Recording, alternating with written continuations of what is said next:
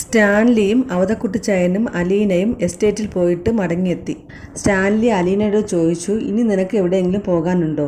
അപ്പോൾ അലീന പറഞ്ഞു, ഇവിടെ അടുത്ത് ഓർഫനേജ് ഉണ്ടോ, അല്ലെങ്കിൽ ഓൾഡ് ഏജ് ഹോം ഉണ്ടോ? അവിടെ പോയി അവരെയൊക്കെ ഒന്ന് കാണാമായിരുന്നു. അവർക്ക് എന്തെങ്കിലും സഹായം ചെയ്യാമായിരുന്നു. ഇത് കേട്ട് സ്റ്റാൻലിക്ക് ദേഷ്യം വന്നു. അനാഥാലയത്തിൻ്റെ ലിസ്റ്റ് എടുക്കണമെങ്കിൽ ആൻ്റപ്പനോട് പറഞ്ഞാൽ മതി. അതിന് ആൻ്റപ്പൻ ചേട്ടനല്ലല്ലോ എൻ്റെ പപ്പ. എനിക്ക് ഈ ഓർഫനേജ് എന്ന് കേൾക്കുമ്പോഴേ ദേഷ്യമാണ്. അപ്പോൾ ഓർഫനേജിൽ നിന്ന് വന്ന എന്നോടും ദേഷ്യമായിരിക്കുമല്ലോ. എന്നെ കാണുന്നതേ ഇഷ്ടമല്ലായിരിക്കുമല്ലോ. ഞാൻ ഓർഫനേജിൽ നിന്നാണ് വന്നത്. എന്നെ അവിടെ തന്നെ പറഞ്ഞു വിട്ടേക്ക്. അങ്ങനെ ഞാൻ പറഞ്ഞില്ലല്ലോ. ഓർഫനേജ് ഇഷ്ടമില്ലാത്ത ആൾക്ക് ഓർഫനേജിൽ നിന്ന് വന്ന എന്നെയും ഇഷ്ടമില്ലായിരിക്കും. നിന്നെ ഇഷ്ടമില്ലാത്തത് കൊണ്ടാണോ ഞാൻ എൻ്റെ മകളായി സ്വീകരിച്ചത്? ഞാൻ 23 വർഷക്കാലം ഓർഫനേജിലാണ് വളർന്നത്. ഇപ്പോൾ എനിക്ക് ഒരു നല്ല കാലം വരുമ്പോൾ ഞാൻ അവരെയും സഹായിക്കണ്ടേ? ഞാൻ മാത്രം തിന്നു കൊഴുത്ത് ഇരുന്നാൽ മതിയോ?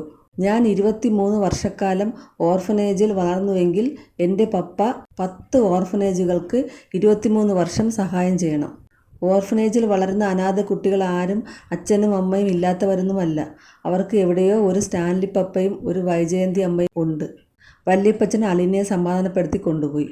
കുറച്ച് കഴിഞ്ഞിട്ട് സ്റ്റാൻലിയുടെ അടുത്ത് അപ്പച്ചനെത്തി. നിനക്ക് എന്താ ഒരു ദേഷ്യം?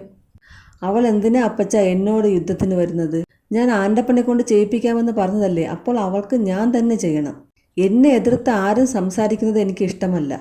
അതിനിപ്പോൾ അവൾ എന്താണ് തെറ്റ് പറഞ്ഞത്? അവളുടെ അപ്പനോടല്ലേ അവൾക്ക് പറയാൻ പറ്റുകയുള്ളൂ. അവളെ സഹായിച്ചവരെ തിരിച്ചും സഹായിക്കണമെന്നല്ലേ അവൾ പറഞ്ഞുള്ളൂ. അല്ലാതെ അനാഥാലയം പണിയാനൊന്നും പറഞ്ഞില്ലല്ലോ. ഇങ്ങനെ പോവുകയാണെങ്കിൽ അവൾ അതും പറയും. അങ്ങനെ പറഞ്ഞാലും ഞാൻ അവളെ തെറ്റ് പറയില്ല. ആ, അത് നന്നായി. എൻ്റെ ഈ മകളെ ഇവിടെ നിന്ന് ഓടിക്കാനല്ലേ അപ്പച്ചൻ ചാടി പുറപ്പെട്ട് വന്നത്. എന്നിട്ടിപ്പോൾ എന്തായി? അത് പിന്നെ എനിക്ക് കുറച്ച് തെറ്റൊക്കെ പറ്റിപ്പോയി. അത് ഞാൻ സമ്മതിച്ചല്ലോ. ആ തെറ്റ് തിരുത്തുന്ന കാര്യമാണ് ഞാനിപ്പോൾ പറഞ്ഞത്. എനിക്ക് ഈ ഓർഫനേജ് എന്ന് കേൾക്കുമ്പോഴേ വല്ലാത്ത ഇറിറ്റേഷനാണ്. അവൾ എന്നെ കുത്തി പറയുന്നത് പോലെയാണ് എനിക്ക് തോന്നുന്നത്. എനിക്കും ഇതൊക്കെ കേൾക്കുമ്പോൾ നല്ല വിഷമമുണ്ട്. അപ്പച്ചൻ വിഷമിക്കണം. അപ്പച്ചൻ ചെയ്തു കൂട്ടിയതൊക്കെ ഓർക്കുമ്പോൾ അപ്പച്ചൻ വിഷമിച്ചേ പറ്റൂ. ശരിയാ, ഞാൻ സമ്മതിച്ചു. അവൾ അനാഥാലയത്തിൽ വളരാൻ കാരണം ഞാൻ തന്നെയാണെന്ന് വെച്ചോ. പക്ഷേ അവൾ പറയുന്നത് നല്ല കാര്യങ്ങളല്ലേ. അവൾ മനസ്സിൽ നന്മയും സ്നേഹവുമുള്ള കുട്ടിയാണ്.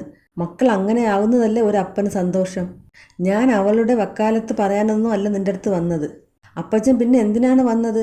അപ്പച്ചൻ്റെ ചിന്നമ്മയുടെ മുഖം വാടിയത് കൊണ്ടല്ലേ ഇപ്പോൾ ഈ സന്ധി സംഭാഷണത്തിന് വന്നത്. എനിക്ക് നീയല്ലേ ഏറ്റവും വലുത്. അവൾ ചിന്നമ്മയൊക്കെ തന്നെ ശരിയാ. പക്ഷേ ഞാൻ ന്യായത്തിൻ്റെ പക്ഷത്തല്ലേ നിൽക്കുകയുള്ളൂ. അവൾ പറയുന്നതിൽ ന്യായമുണ്ടല്ലോ. ഇല്ല, അപ്പച്ചന് അവളെ പേടിയാണ്.